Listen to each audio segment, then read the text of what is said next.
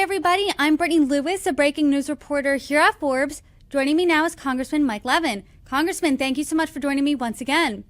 Good to be with you as always, Brittany. Thank you. We have a wide-ranging conversation today, and I want to start first with Proposition 50. Californians are voting on it today.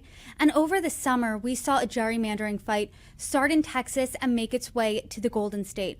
Prop 50's Governor Gavin Newsom's plan that would directly retaliate against redistricting efforts in Texas, and the measure would essentially leave it up to voters to decide if the congressional map will be redrawn.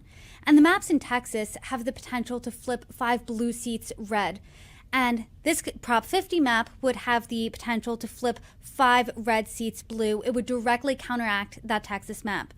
So to start off the conversation, what are your thoughts on Prop 50? Well, honestly, Brittany, I don't love any of this. I wish we didn't need to do this, but I also live in the real world, and I know that, California had a decision to make after Texas went down the road of extreme gerrymandering, and I think that we really have no choice but to pass Prop 50 to have any shot at fair representation. I will tell you that in Congress, I actually voted twice to make independent redistricting the law of the land nationwide, and I would gladly vote to do so again. I do think, though, that what we saw with Texas, and I think in other places as well, potentially, is fundamentally different than what is happening in California. In California, we're actually going to the voters, up or down vote on the map itself, and done in adherence with the Voting Rights Act. There were some that wanted to see a complete Democratic map in California, 52-0, basically to try to undo what Texas was doing with their maps, just gerrymander as much as humanly possible. That's not what happened. In fact, the ballot measure itself is one time, it's temporary, and the maps that were created, well, they are likely to result, as you said, in more Democratic seats. They were done in adherence with Section 2 of the Voting Rights Act. So, that plus it goes to the voters themselves to make the final decision up or down on the maps, I think makes it different than what's happened in Texas. But, I am also very aware that there are a lot of other states that are considering mid-district or mid-decade redistricting, I should say. And I think it's really got to come to an end. And we, I hope after all of this, we'll realize the best thing to do for the country is to have fully independent redistricting across the United States. That's certainly what I would support. And gerrymandering, as I'm sure you know, it's not a Republican problem solely, not a Democrat problem solely. Is the objection here that gerrymandering is happening mid-decade? Because other states like Illinois have been gerrymandered worse than Texas. I want to read some stats from Illinois. In November 2024, 46% of voters in the state voted Republican, but only 3 out of their 17 seats in the House are Republican. What's the gripe here with Texas? Is it that it's happening mid-decade? Yeah, I think that's the particularly unique and egregious aspect of it. And I don't like gerrymandering wherever it has happened in the past. And I don't like the fact that we have to do this in California at all. As I said, I support independent redistricting, and I hope we can get back to that.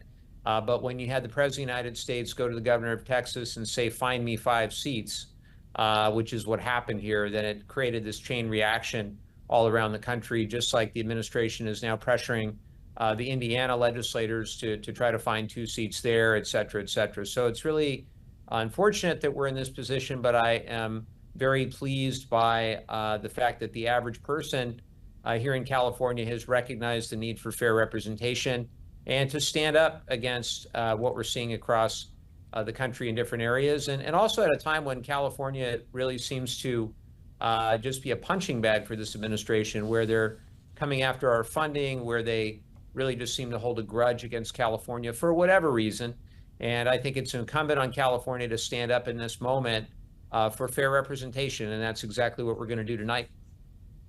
Do you think, though, then California Republicans are getting fair representation here? Are they just getting the short end of the stick? Because I know people were upset for Texas Democrats with this gerrymandering fight, but what do you think of California Republicans?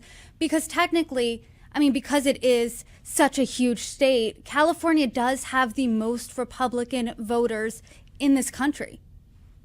I totally get it. As I said at the beginning, I don't like any of this. I wish we didn't need to do it. But again, California was presented with a choice given the egregious actions of the Trump administration, which either was to roll over in the corner and play dead, and act as though this didn't happen in Texas and in other places, or to stand up and try to level the playing field. And that's what we're doing. We're standing up and we're leveling the playing field. I don't like any of it, to be honest with you. As I said, I don't think this is the right move for the country. Long term, we have to get back to independent redistricting, get the politics out of it. It's one of those pernicious things about our political process where it benefits the incumbents and it's very hard to change. It's very similar in that way to the campaign finance system that needs dramatic change as well. Or the fact that, there's all kinds of little rules that benefit incumbents, like even the fact that, members of Congress got paid last Friday during a government shutdown unless they wrote the House administration saying not to pay us, which I did. I know many of my colleagues took the paycheck while their staff got nothing. So, it's tough to change rules, Brittany, when those rules help the people who are in office. And that's ultimately where we need, I think, a meeting of the minds. We need to hold hands and jump and do things that may not always be in our short-term self-interest, but are in the long-term good of the nation. And Governor Gavin Newsom, this was his plan. He led the charge here on Prop 50. And he said this when he was talking about it: if we don't put a stake into the heart of this administration, there may not be an election in 2028. Do you agree with that premise, that perhaps if the GOP keeps the House, if perhaps Prop 50 doesn't pass, there could not be a democracy?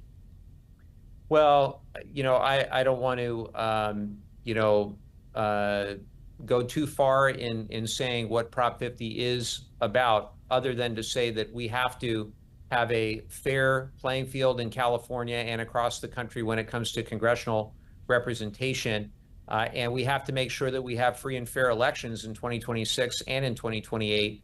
I am concerned by the Trump administration sending DOJ representatives across to California and New Jersey when there's really no evidence that that's necessary, particularly in a place like Orange County, California, where I'm from, where I know they're sending people to, already be making allegations about California's election being fraudulent, that sort of thing. It serves no purpose other than to continue to muddy the waters, to try to delegitimize the 2026 and 2028 elections. So I think those concerns, I think, are well-founded given the president's reaction after the 2020 election, the false allegations of fraud then. I think we have to be very clear-eyed about this whole thing, Brittany. We have to make sure that we stand up for a free and fair election tonight, which it will be, a free and fair election next November, and then on to free and fair elections in 2028. And I hope that rather than just do whatever Donald Trump says, there are Republicans across this country who will want to stand for free and fair elections as well. And looking across the country now, in my neck of the woods, one of the biggest races tonight on election night is the New York City mayoral race. The frontrunner in this race is New York State Assembly member Zohran Mamdani. He is a Democratic socialist. What do you make of this race? I mean, A, are your eyes on it? And B, what do you think a Mamdani win means nationally for Democrats? Well, I have no doubt that the Republicans will try to overinflate whatever the result is tonight if Mamdani winds up winning as mayor of New York City. Look, I think that Mamdani, not unlike Trump, talks a lot during the campaign about affordability, and I think he's good at the diagnosis. The question is whether he'll be any good at the prescription or not. I would say that Trump was properly diagnosing inflation and immigration, but I think his prescription has been all wrong with tariffs and with cruel, unnecessary mass deportation. We'll see what Mamdani actually delivers. I don't agree with all of his policy prescriptions, but I think that he's obviously run a very good campaign and has been a captivating and charismatic candidate who's effectively used social media and other forms of new and alternative media to spread his message.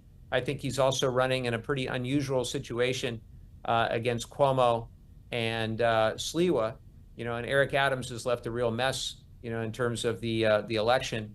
And I think we're seeing the after effects of all of that. So I try not to get too involved in the elections from other states, only to tell you that I will also be watching very closely two dear friends of mine, Abby Spanberger in Virginia, and of course, Mikey Sherrill in New Jersey, two great leaders that I've gotten to know really well, serving with both, with Abby for 6 years and with Mikey now for over 7 years. They're two incredible leaders. I think they'll be great governors for Virginia and New Jersey. And we're keeping our eye on those races as well. And when you look at Democrats like Spanberger, like Congresswoman Mikey Sherrill, they're more moderate than Zohran Mamdani. Do you think that whoever wins tonight, that's kind of an idea of where Democrats go? Maybe what's the winning message come 2026? Well, here's the thing. We are a big tent party. We are not monolithic, and we are not a cult who are going to blindly follow any one person. And, frankly, the way that I've seen Republicans just sort of get in line with President Trump, I don't think any Democrat that came along, regardless of their ideology, and I think back to President Obama or President Clinton or President Biden, we are a big tent, and we have a lot of independent thinkers in our party, and unity does not mean unanimity.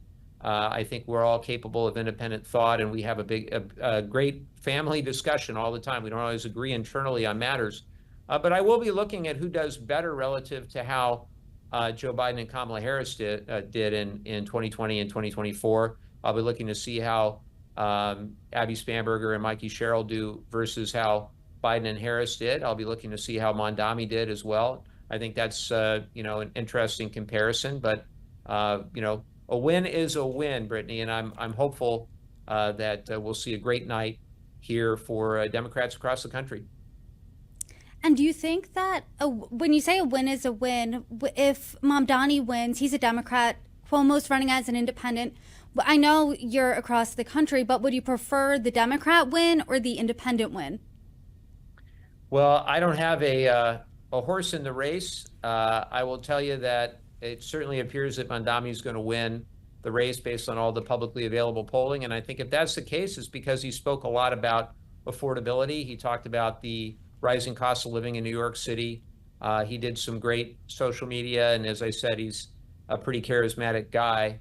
And of course, Cuomo has significant baggage from his time as governor. So, I will tell you that, at the end of the day, I think how you govern is a lot more difficult, and actually doing the work day in and day out. It's one thing to make promises during a campaign. I can tell you now, having served for 7+ years, that actually rolling up your sleeves and getting the work done, that's the hard part. And that's ultimately where those promises that Mamdani has made are, ultimately the rubber will meet the road, just as was the case with Trump. Trump said he would lower energy costs in half. They've gone up. He said he would lower grocery costs. They've gone up. He said he would lower, all sorts of things for people, and tariffs. What we've seen is tariffs, and we've seen tax relief for the very wealthy.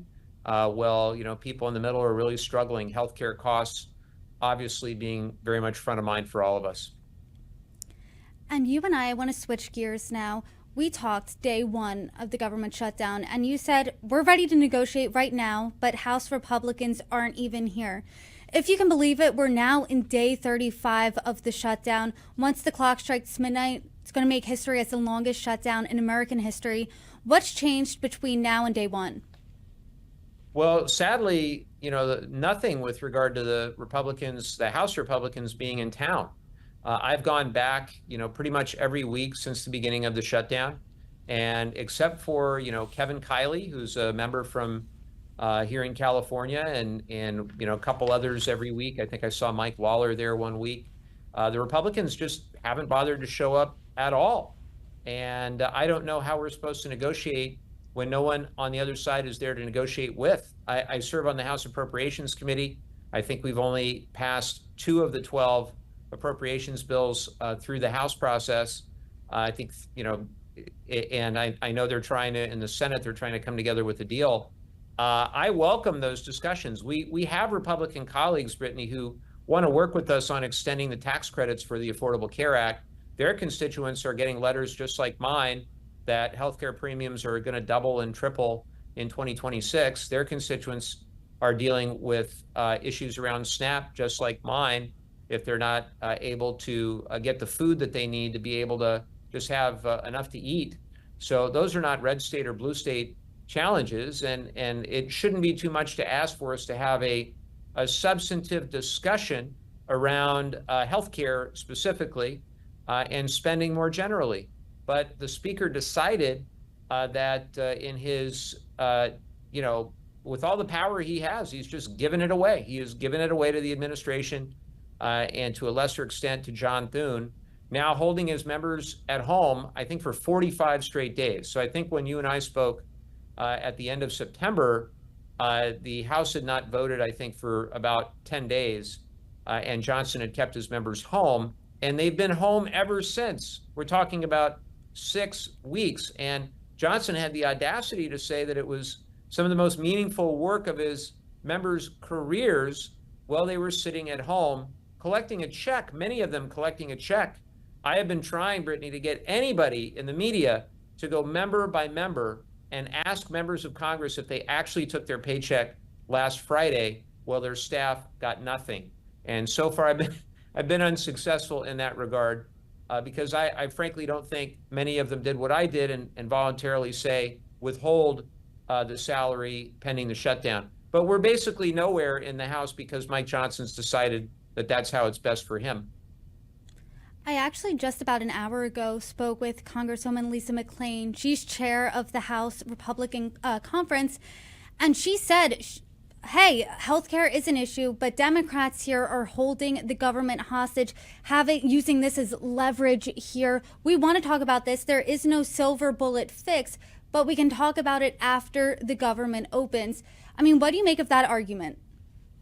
Well, I'm sure Lisa's a very nice person. I don't know her well, but she's just completely wrong about this. We've had 6 weeks now where they have held their members back in their districts, specifically so they couldn't have those discussions. And, I think the best thing would have been for us to be in town, to be meeting. And I give credit to John Thune in giving the space to some of his Republican senators to have those meetings with Democratic senators who are willing and interested in having a conversation.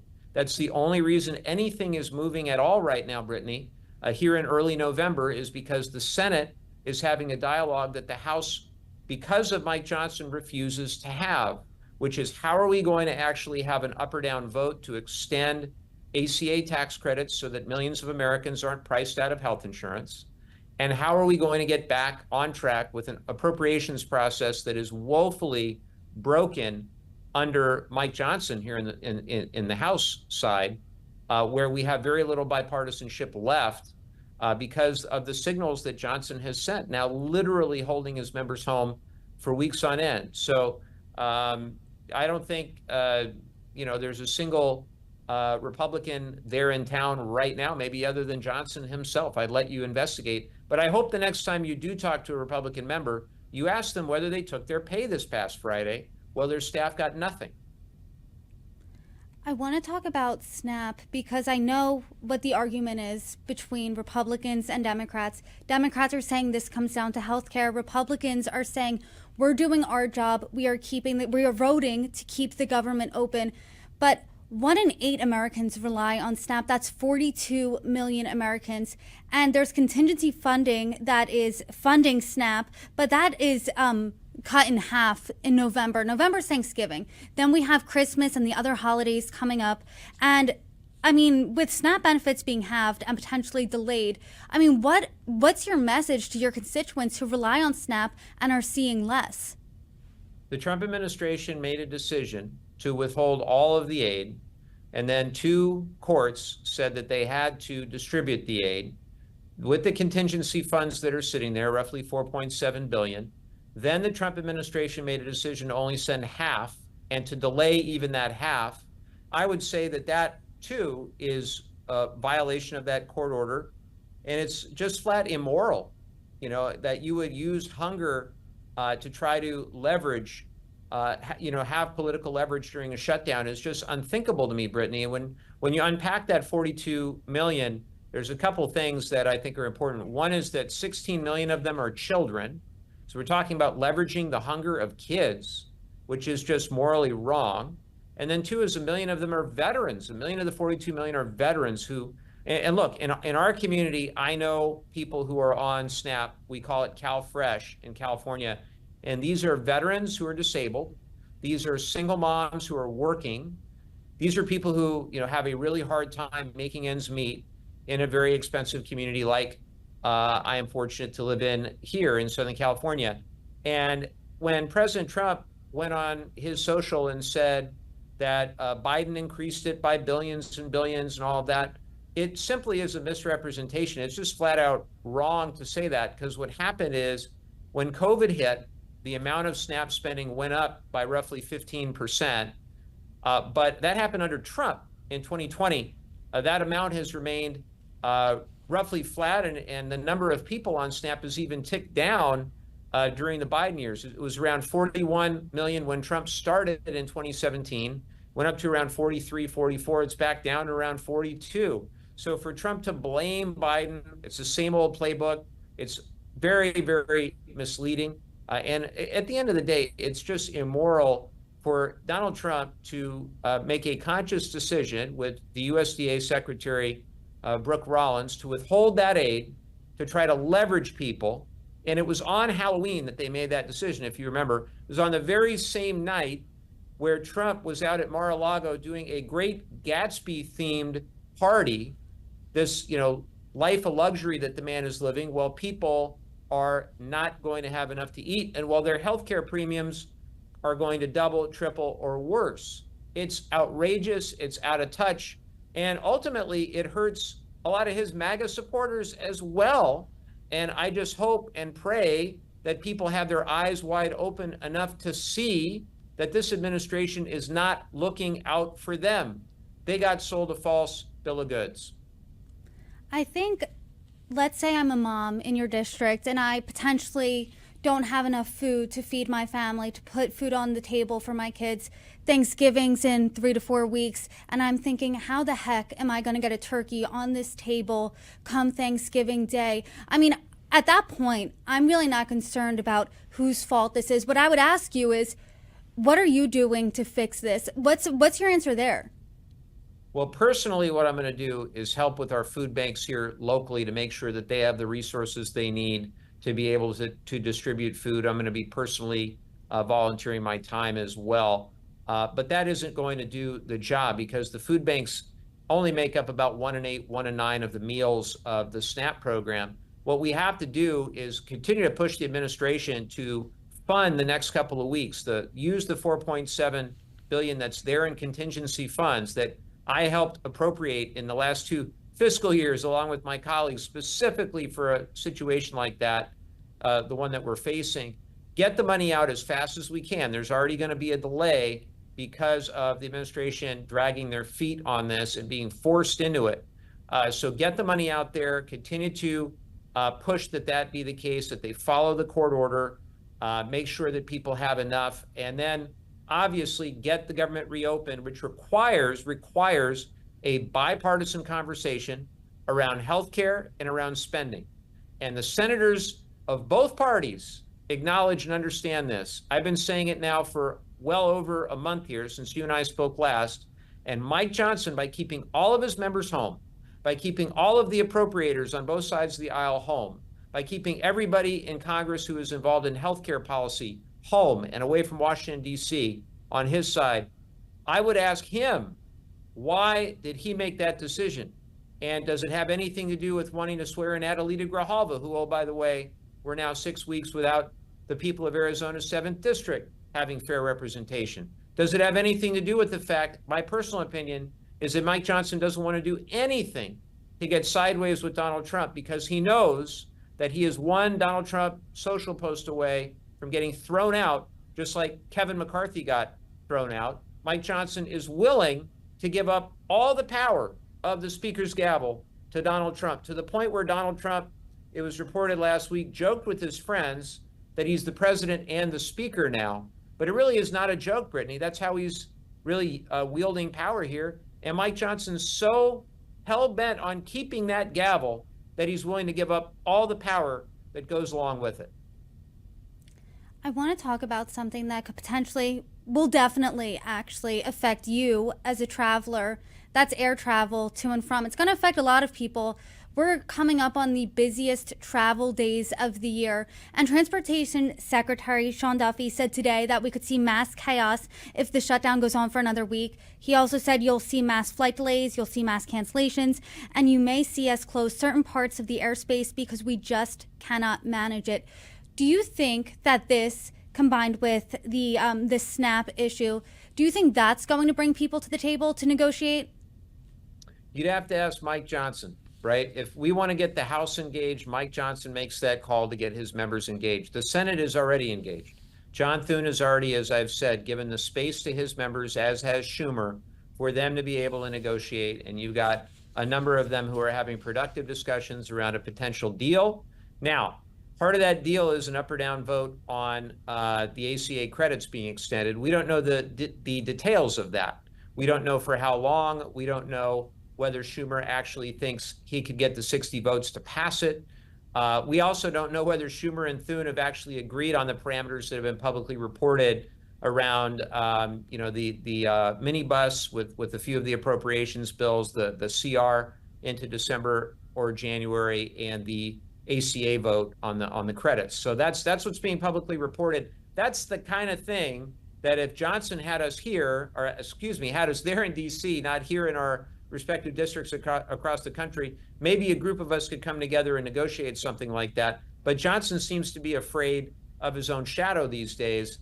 I just see him go, day after day when he is in DC and he gets up in front of the press and he says ridiculous things like he doesn't seem to know anything about anything Donald Trump is doing. He doesn't watch any of the president's interviews. He doesn't know about anybody that the president is pardoning. I have been so woefully unimpressed. I never in a million years, Brittany, thought I would miss Kevin McCarthy. But here I am admitting it to you, Brittany. I miss Kevin McCarthy as Speaker of the House. We could actually have a conversation with the man. He would actually work with us. And unfortunately, that's ultimately why he got thrown out as Speaker, because he dared work with us to advance a spending bill that cut the deficit by $1.6 trillion. And, for his efforts, he's been thrown out. Explain how this works then, since you miss Kevin McCarthy. You say he would work with us, he would speak with us. I mean, can you literally, as a member of Congress, a Democrat, call a Republican House Speaker and say, hey, we want to talk? Do you go through Hakeem Jeffries? I mean, what exactly does that look like? And is Mike Johnson just stonewalling you guys? Is he saying, I'm not talking to you? Are him and Hakeem Jeffries talking? You'd have to ask Hakeem, but I certainly don't think they have in a long time. And the other thing, so I have two kids, Brittany. They're 13 and 11 years old. They're great kids. Occasionally they will fight. And when they do, there are those rare occasions, but they happen when both my son and my daughter, they both think that they're winning the fight and they both think that they're right about the underlying issues. So breaking them up is difficult in that scenario, but my wife or I, we will say, look, I don't care who started it. You just need to talk and you need to finish this thing. But it takes somebody outside of the process, my wife or I in this instance, and we need for Donald Trump to do that. We need for Donald Trump to get everybody together and to say, listen, what is it going to take to actually get through this impasse and to get people talking and to get a deal? And he's supposedly art of the deal, right? Supposedly wrote the book. And he actually blamed Obama. If you go back 10, 12 years ago, he blamed Obama for not doing that. He said the president's got to lead, the president's got to bring everybody in the room. And so where is he now? He's building his ballroom, raising all this money for that. He's traveling all over the place. He's doing a great Gatsby party at Mar-a-Lago for Halloween while people don't have enough food. He ought to be leading and trying to get the parties together. Instead, all he says is blow up the filibuster. The Democrats are stone cold crazy. I mean, there's just no semblance of reality or the harm that this does to people. I don't know if Donald Trump knows a single solitary recipient of SNAP. I don't know if he knows anybody whose healthcare premiums are doubling or tripling under the Affordable Care Act. I think there is a massive disconnect. And that's why I said, again, I think a lot of the MAGA supporters were sold a false bill of goods by this guy saying he was going to change DC. Corruption's worse than it's ever been under him. He said he was going to drain the swamp, saying prices were going to go down. They're higher, not lower, because of his policies, tariffs and all the rest. And that he was actually going to fight for working people. And instead, working people in this country are getting screwed while the wealthy are getting the benefit of the tax breaks and all the other policies. I want to go through your analogy one more time with your kids. You have an 11-year-old, a 13-year-old. The only difference here is they're not being paid by the taxpayers to do their job here. But let's go with the sibling analogy, because that's something everyone can visualize. I have two sisters. We're all close in age. We get along great, best of friends. Let's say there is the occasional argument, the occasional tiff. I mean, I'm the middle child, and I would say, because I have a bit of a sarcastic streak, let's say, and I would say this to a Republican too, by the way, for the record, you think you're right. I would go to the other side and I would say, hey, I know you think you're right. I think I'm right, but there's a stalemate here and no one's budging. So why don't we have to come to some sort of consensus? I mean, because you as a Democrat, you think you're right. Could you say something similar like that to a Republican? I mean, have Democrats extended that olive branch in that type of way? Maybe not like I'm right, but something similar to that? I have tried behind closed doors and behind the scenes to talk to my Republican colleagues. It has been really tough, though, in the last few weeks because they're not there to talk to. They're a group that, I would normally immediately reach out to. I remember when we first started seeing the stories about what would happen if the ACA tax credits went away. I remember going to a handful of Republicans back then. Over the summer, when the one big, beautiful, ugly, beauty's in the eye of the beholder, when that bill made it, I remember going to a lot of Republicans saying, look, the Medicaid cuts are going to hurt your districts worse than mine. You guys are going to need to really think this through before you move forward. And you ought to look at the independent analysis, not just Trump's social feed, when you make your decision about the merits of a particular policy. And sadly, they all just fell in lockstep. They all just went with it. And I think their constituents are going to have a lot of unnecessary harm as a result. And there's just so many lies being told about healthcare, about SNAP. At the end of the day, it's very tough to fake when your healthcare premiums double. It's tough to fake when you don't have enough to eat. These are real world things that are going on right now. And, look, I'm ready, willing, and able to go back to D.C. today, right now, next flight, if it meant that we'd actually have productive discussions when we got there. And if nothing else, Brittany, the House you realize this, the House has given up its power. They've just given it away. Mike Johnson's given it away because if there's any deal here, it's the Senate that will be jamming the House. The House isn't even involved in the deal. The Senate is going to bring people together because Thune and Schumer allowed their members to stay in town, for one, to continue to vote on stuff, for two, and to negotiate, for three.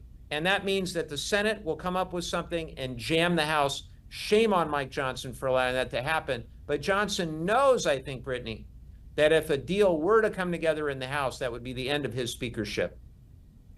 Well, Congressman, day 35, and we haven't gotten much progress since you and I spoke on day 1, but I hope that we will soon, and we can come back on and discuss. But until then, Congressman, I appreciate the time today. You're welcome back anytime. Thank you, Brittany. Always good to see you.